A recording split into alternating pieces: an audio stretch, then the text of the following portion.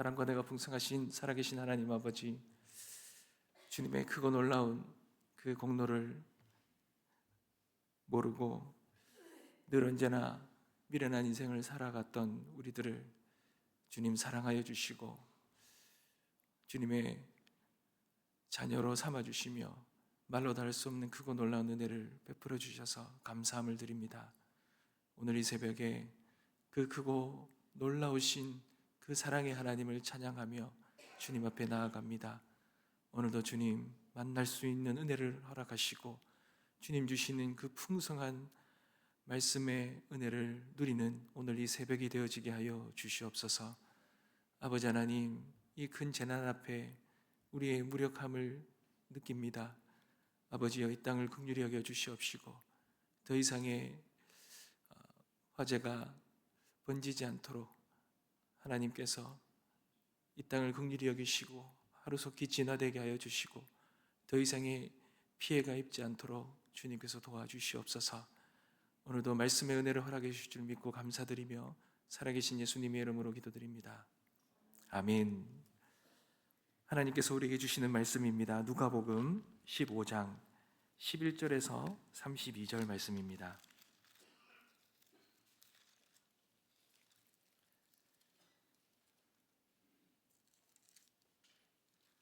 누가복음 15장 11절에서 32절 말씀 함께 보겠습니다. 제가 먼저 읽겠습니다. 또 이르시되 어떤 사람에게 두 아들이 있는데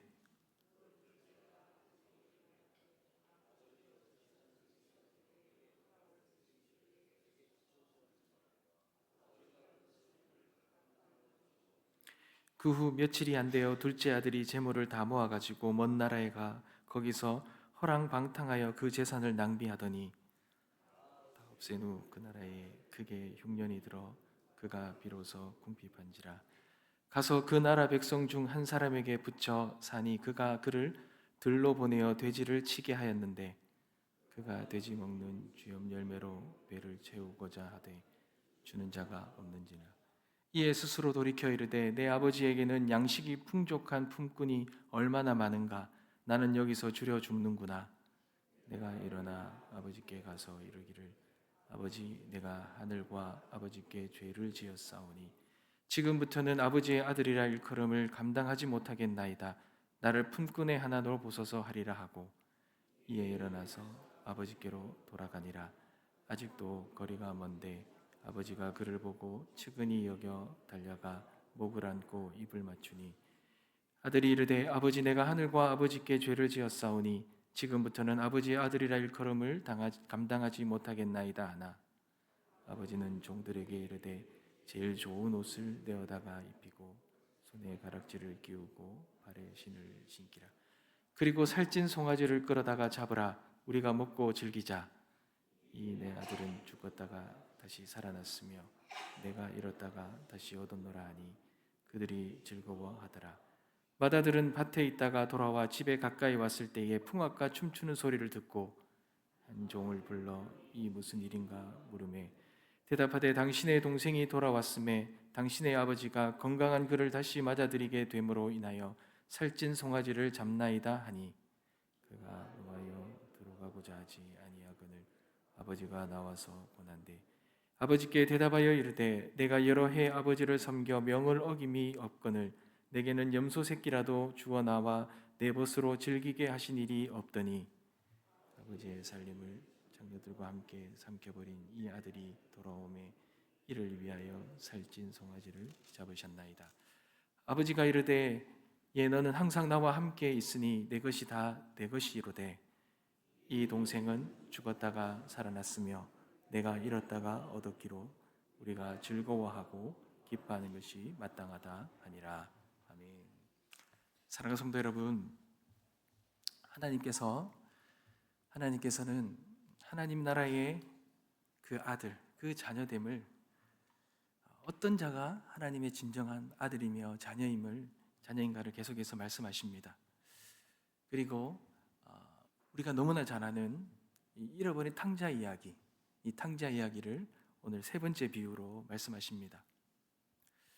여러분, 어떤 사람에게 두 아들이 있었는데 작은 아들이 아버지에게 요구하였습니다. 아버지여, 재산 중에서 내게 돌아올 분깃을 내게 주소서. 작은 아버지는 아버지가 살아계심에도 불구하고 유산을 요구했습니다. 당시에는 이것은 돌로 맞아 죽을 그러한 중대한 죄입니다.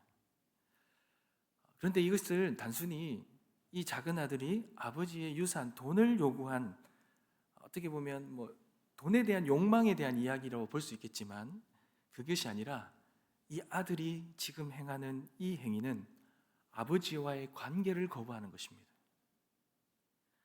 아버지보다 세상을 더 사랑하는 것입니다.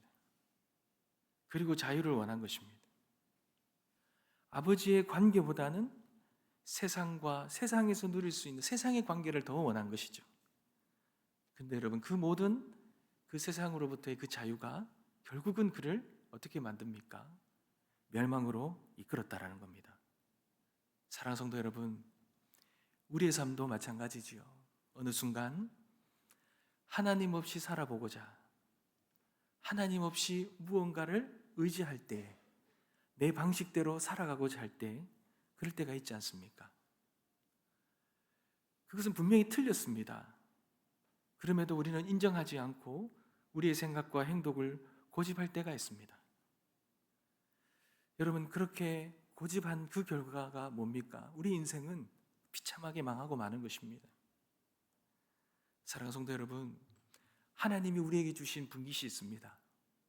하나님이 우리에게 시간과 은사를, 또 여러 가지 복된 것들을 우리에게 주셨습니다. 여러분, 그것이 우리가 하나님과의 관계 안에서 그 모든 것들을 누리고 있습니까? 아니면 내 고집으로, 내가 원하는 대로, 내 방식대로 그것을 낭비하고 있지는 않습니까?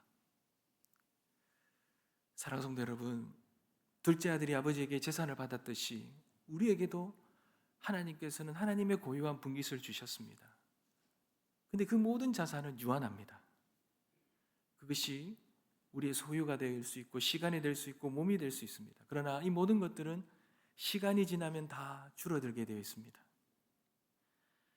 시간은 마지막 날을 향해 계속해서 카운트다운 되고 있습니다. 몸도 점차 쇠약해져 가고 있잖아요. 그러니 우리도 탕자처럼 모든 것을 한순간에 날려버리진 않을지라도 우리에게 주신 것들이 다 소진될 때가 온다라는 것입니다. 그럴 때 이 모든 것이 하나님 안에서 하나님 주신 목적대로 온전히 올려드리고 있느냐, 아니면 탕자처럼 이 세상의 관계 속에서 내가 주인이 되어서 이 모든 것들을 탕진하고 있지는 않은지, 우리는 그것을 돌아봐야 할 것입니다. 만약에 그렇게 살아가고 있다면 아마 우리 인생과 삶의 끝은 언제나 허무와 고통뿐일 것입니다. 둘째 아들은 그렇게 그에게 준 이 모든 분깃을 세상에서 자기를 위하여 그렇게 살아가다가 모든 것을 탕진하고 곤궁함에 빠져버립니다. 그런데 여러분, 그때서야 깨닫잖아요. 그때서야 그가 가진 이 모든 것들이 다 없어진 후에야, 그제서야 자신이 한 행동이 어떤 행동인지를 깨닫습니다.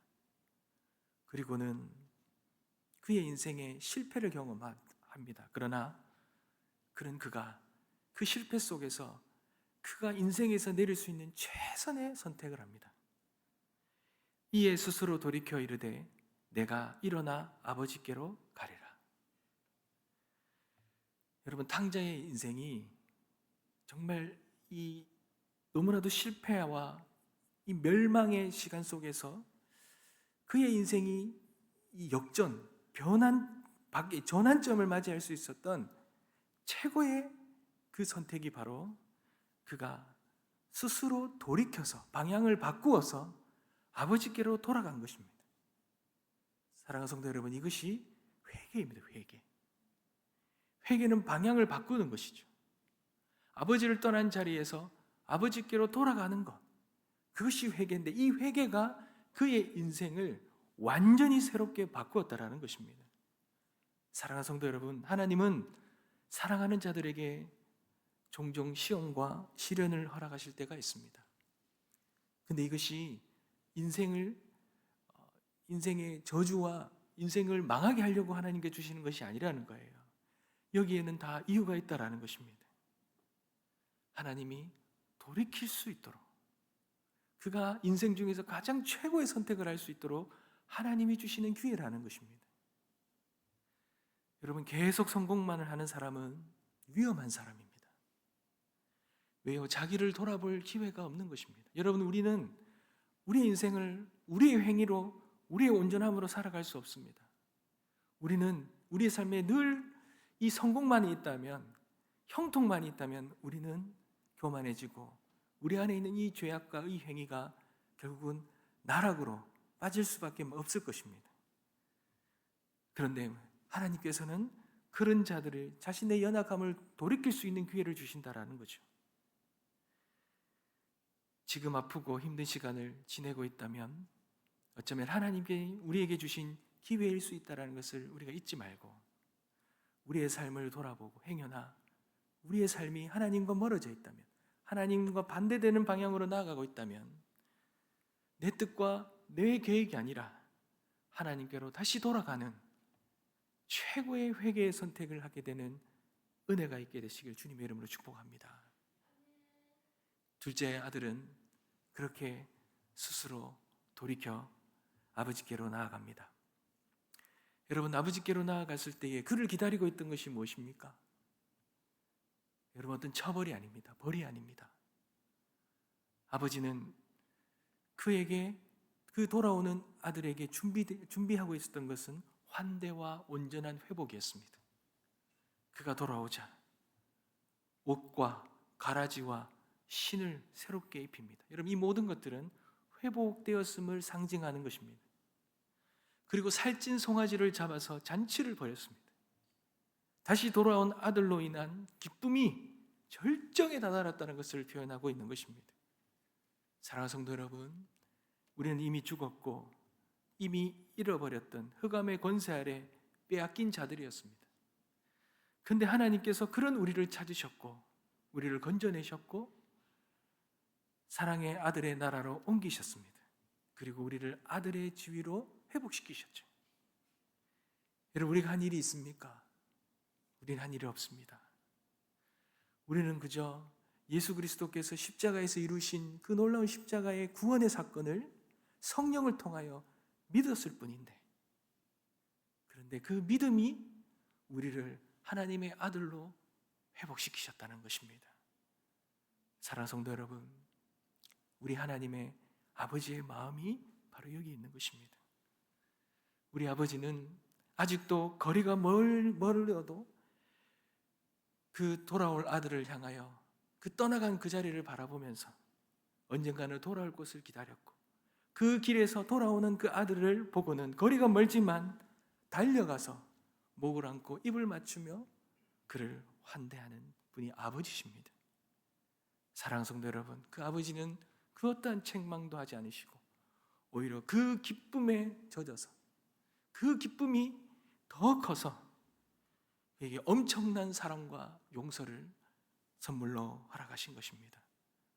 사랑하는 성도 여러분, 우리가 아버지께로 다시 돌아가는 그 순간 우리 아버지는 우리를 늘 기다리고 계셨고, 그리고 그런 우리에게 정죄하지 않으시고 크고 놀라운 사랑으로 회복시키신다는 것, 이 아버지의 마음을 우리가 잊지 말기를 간절히 소망합니다.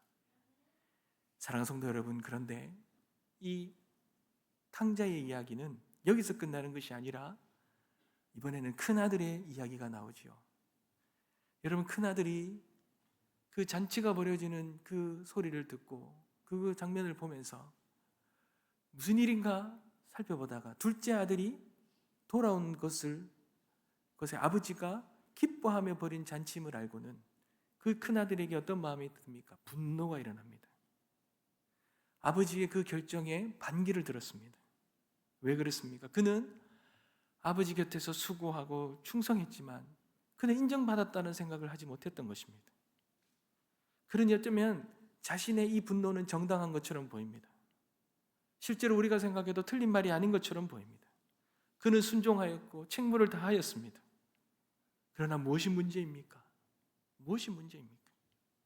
문제는 그 큰아들의 마음이 문제죠.